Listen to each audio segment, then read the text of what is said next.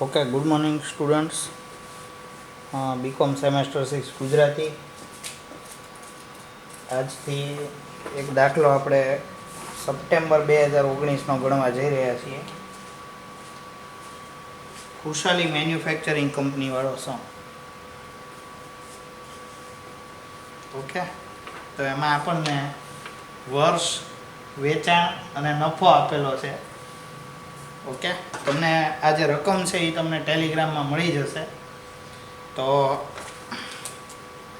Start કરીએ આપણે. તો તમને જે માહિતી આપી છે એ આ પ્રમાણે છે.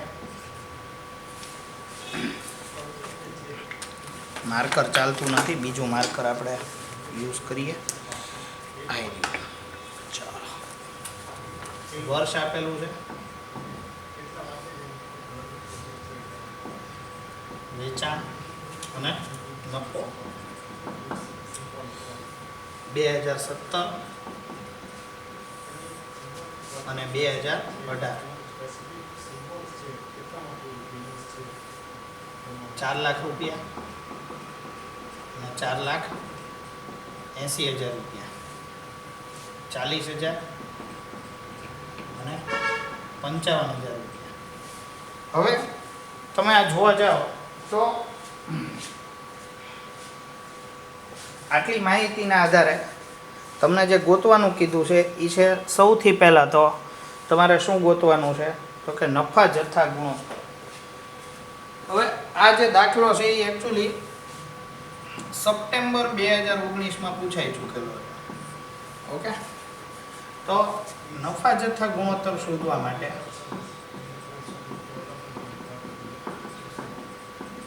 તમારી પાસે ફોર્મ્યુલા છે અત્યારે કે C/S ગુણ્યા 100.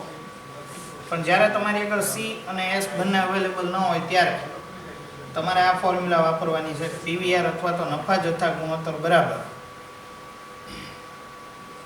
નફામાં ફેરફાર ભાગ્યા વેચાણમાં ફેરફાર ગુણ્યા 100. હવે નફામાં ફેરફાર તમે ચેક કરવા જાઓ તો નફાનો ફેરફાર તમે જોશો તો ટોટલ 15,000 રૂપિયાનો નફામાં ફેર છે આ બંને વચ્ચે. ઓકે, અને વેચાણનો ફરક જોવા જાઓ તો 80,000 રૂપિયા જેવો વેચાણમાં ફરક છે.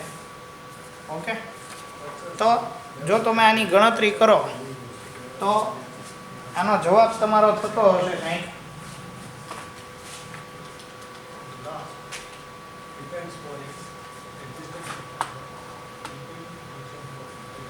ઓકે 40,000 અને 55,000 નથી, એકચ્યુઅલી 56,000 છે. ઓકે, એટલે અહીંયા 15 ની આરે 16,000 રૂપિયા થઈ જશે. એટલે કે 16/80 એટલે કે 20% જેવો તમારો જવાબ આવે છે. એટલે આ જો આપણો PVR. ઓકે, એટલે કે નફા જથ્થા ગુણોત્તર. હવે આના પછી આ તમે પહેલી વસ્તુ ગોતવાની હતી જે તમે ગોતી નાખી. બીજી વસ્તુ જે ગોતવાની છે એ છે શું તો કે સ્થિર ખર્ચા. સ્થિર ખર્ચા ચેક કરશો તો તમને બધાને ખબર છે કે સ્થિર ખર્ચ ગોતવા માટે આપણે શું કરવાનું છે. તો તમને મેં કીધું તો એ પ્રમાણે તમે આવકનું પત્રક છે એ બનાવશો. ઓકે, તો આવકના પત્રકની આપણે ગણતરી કરીએ તો તમને જે વેચાણ આપ્યું છે અત્યારે અહીંયા વિગત અને રકમ રૂપિયા એવું લખી નાખું છું. ઓકે, તો વેચાણની જે રકમ છે એ કેટલી છે 4,80,000 રૂપિયા. એને ગુણ્યા નફા જથ્થા ગુણોત્તર કેટલા રૂપિયા છે તો કે 20%. એટલે કે 96,000 રૂપિયા જેવું અહીંયા શું થશે તો કે 96,000 રૂપિયા જેવું અહીંયા ફાળો થશે. ઓકે, પછી તમે કહેશો કે સર આમાંથી બાદ શું થશે તો તમે કહેશો કે સર ચલિત ખર્ચા છે આમાંથી શું થશે બાદ થશે. હવે જો ચલિત ખર્ચા આપણને આપેલા નથી પણ નફો તમને આપેલો છે. નફો કેટલા રૂપિયા છે 56,000 રૂપિયા. તો આ બંને વચ્ચેનો જે તફાવત છે એ શું થઈ જશે? તો કે ચલિત ખર્ચા થઈ જશે. એટલે કે 40,000 રૂપિયા એ આપણા, સોરી અહીંયા ચલિત નહીં પણ અહીંયા શબ્દ આવશે સ્થિર ખર્ચા. એક જ મિનિટ, અહીંયા ચલિત ખર્ચ શબ્દ નહીં આવે, શું આવશે? ફાળામાંથી સ્થિર ખર્ચ માઇનસ થાય. ઓકે, એટલે આપણી જે 40,000ની રકમ છે આપણે ગોતી નાખી અને આપણો જવાબ છે એ આવી ગયો. એટલે કે આ બીજો પોઈન્ટ છે એ આપણો શોધાઈ ગયો. પછી આગળ ત્રીજો પોઈન્ટ ચેક કરો તો તમને કીધું સમતૂટ બિંદુ શોધો, એટલે કે ડી. હવે સમતૂટ બિંદુ માટે આપણી આગળ ફોર્મ્યુલા છે F ભાગ્યા PVR. ઓકે, તો આપણી પાસે F છે એ ગોતાઈ ગયું છે. F છે એ કેટલા રૂપિયા છે? 40,000 રૂપિયા. અને જે PVR છે એ કેટલું છે? તો કે 20%. એટલે કે 40,000 ભાગ્યા 20% કરો એટલે કે 2 લાખ રૂપિયા જેવો તમારો જવાબ આવે. એટલે પોઈન્ટ નંબર 3 છે એનો પણ આપણો જવાબ આવી ગયો. પછી આગળ વધીએ તો આપણને એમ કીધું કે જ્યારે વેચાણ 3,60,000 રૂપિયા હોય ત્યારે નફો શોધો. હવે જો 3,60,000 રૂપિયા હોય ત્યારે નફો શોધવાનો કીધો. જ્યારે તમને આવું કે ત્યારે તમારે વેચાણ આપેલું છે, તમારે નફો ગોતવાનો છે. જ્યારે તમે 5મો પોઈન્ટ જોશો અથવા તો આપણે એક કામ કરીએ 6ઠો પોઈન્ટ જુઓ કે 80,000 રૂપિયાનો નફો મેળવવા માટે જરૂરી વેચાણ. એટલે કે 80,000 રૂપિયાનો જો તમારે નફો જોતો હોય તો જરૂરી વેચાણ શોધો. આ બી તમને છેલ્લે તો અવાજ ભેગો ન થાય, છેલ્લે પરીક્ષા બેન તો હું અહીંયા ભેગું ન થાય. ઓકે, એટલે ચોથો પોઈન્ટ આપણે ચેક કરીએ તો એમાં આપણને શું કીધું કે તમને વેચાણ ગોતવાનું કીધું. જો નફો આપી દીધો, વેચાણ ગોતવાનું કીધું. જ્યારે અત્યારના પોઈન્ટમાં શું કીધું? વેચાણ આપેલું જ તમારે નફો શોધવાનો છે. તો ચોથો પોઈન્ટ તમે ચેક કરો, તમને શું કીધું? જ્યારે વેચાણ રૂપિયા 3,60,000 છે ત્યારે તો આપણે શું ગોતવું પડે? ફરીથી એક વખત પત્રક બનાવી નાખો, વિગત અને રકમ રૂપિયા. વેચાણ કેટલું કીધું? તો કે વેચાણ કીધું આપણને 3,60,000 રૂપિયા ગુણ્યા PVR એટલે કે નફા જથ્થા ગુણોત્તર કરી નાખો. કેટલો છે?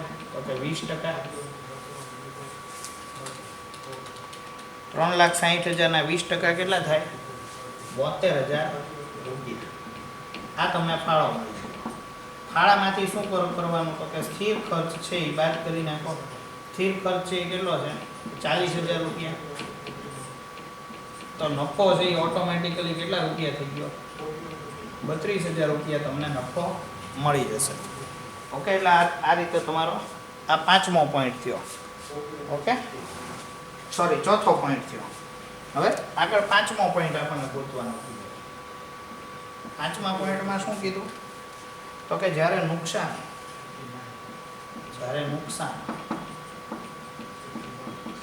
8,000 હોય તો વેચાણ શોધો.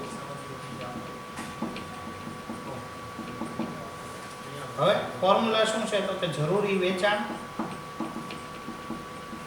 Is equal to F plus P આવે, પણ આમાં F માઇનસ L થશે કારણ કે લોસ છે, નુકસાની છે. પ્રોફિટ હોત તો આપણે પ્લસ કરો અને ભાગ્યા PVR.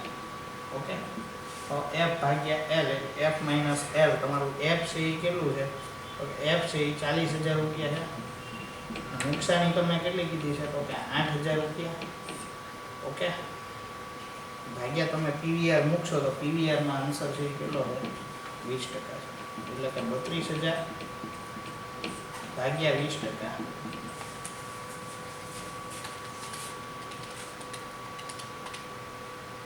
ચાલે છે? નેટ નહીં આવતું?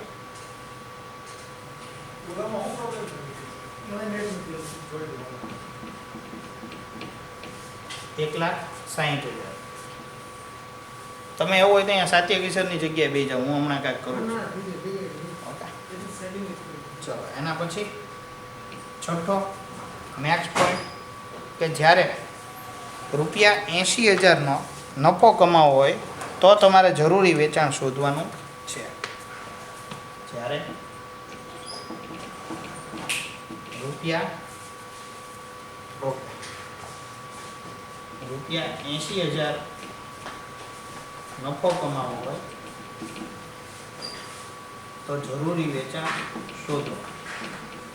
કોઈ વાંધો નહીં, એ જ ફોર્મ્યુલા ફરીથી થોડોક ફેરફાર, નુકસાનની બદલે શું થઈ જશે? નફો થઈ જશે. એટલે કે F + P ભાગ્યા PVR. F જોવા જાવ તો કેટલા રૂપિયા છે? 40,000 છે. અને નફો છે એ કેટલો છે? 80,000 છે. અને PVR એટલે કેટલું છે? તો કે 20% છે. ઓકે, એટલે કે 1,20,000 ભાગ્યા 20%,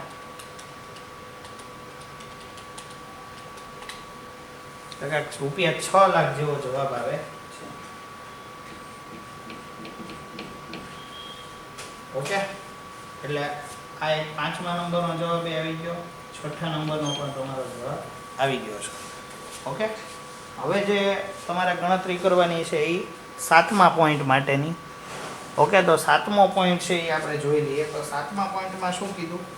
તો કે તમને સલામતી ગાળો શોધવાનું કીધું. શું કીધું છે? સલામતી ગાળો. તો સલામતી ગાળો શોધવા માટે આપણને ફોર્મ્યુલા આપેલી છે. શું? તો કે ખરેખર વેચાણ માઇનસ BEPA અથવા તો સમતૂર બિંદુએ વેચાણ, એવું પણ કહી શકાય. ઓકે, તો ખરેખર વેચાણ તમને આપ્યું કેટલું? તો કે 3 લાખ રૂપિયા. અને BEP નું જે વેચાણ છે અથવા તો સમતૂર બિંદુએ વેચાણ છે એ કેટલું છે? તો કે 2 લાખ રૂપિયા.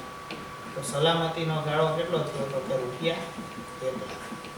ઓકે, તો આટલી વસ્તુઓ છે એ તમારે ધ્યાનમાં રાખવાની છે. એટલે આપણો આ દાખલો છે અત્યારે શું થઈ જાય છે? પૂરો થઈ જાય છે. ઓકે, તો આ રીતે તમે ગણતરી કરો તો તમારો જવાબ છે એ આવી જતો હોય છે. ઓકે, એક વખત જોઈ લ્યો જેથી તમને ક્લિયર કટ આઈડિયા આવી જાય. ઓકે, ચાલો તો અત્યારે આટલું રાખીએ છીએ.